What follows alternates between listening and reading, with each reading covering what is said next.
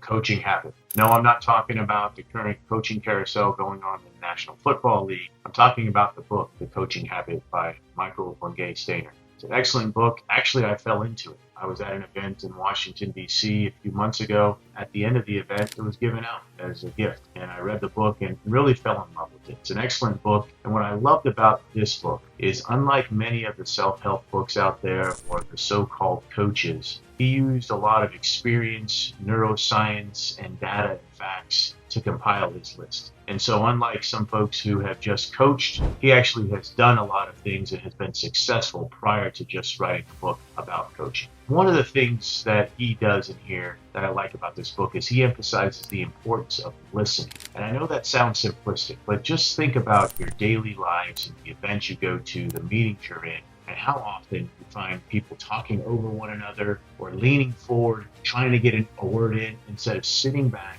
and taking it all in and listening. And I really love that. Probably I love that the most, which is why I selected this book. He lists 7 key questions, and I'm not going to go through all 7 of them. Obviously, you've got to read his book. But my 3 big takeaways from his book and the guidance that he outlines. The first one is the kickstart question. And so you can think of this in a variety of different ways. He talks about it as that opening line, something to get the conversation going. You think of yourself in a bar, you meet someone, maybe a prospective date or whatever. You got to have that opening line to get the conversation flowing.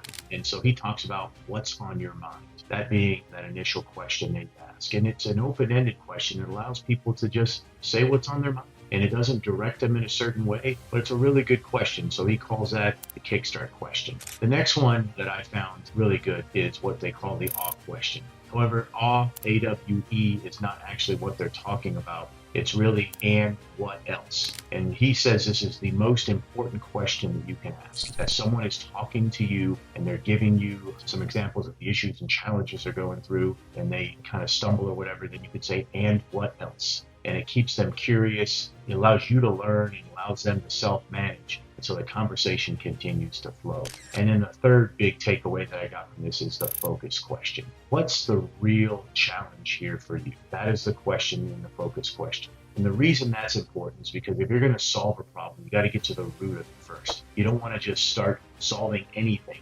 What's that focus question? What's the real challenge here for you? And then you go into answering that question for him. So I really like this. It's really a fresh, innovative take. It's not the traditional, more self-help book, the 10 steps to coaching, whatever. I think he does a great job here, again, taking in over 10,000 individuals, hours, time that he's gone through as he looked through everyday coaching skills. And he takes all of the best that he has found, again, saying less, asking more.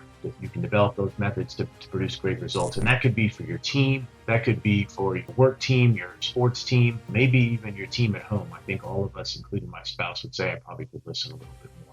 And so someone who just recently transitioned and retired from active duty services, I get into the private sector a little bit more. I'm looking for these tips and these ideas that are out there. And Michael Bungay Stainer's book, The Coaching Habit, Talk Less, Listen More, is again going to be on my 2024 reading list.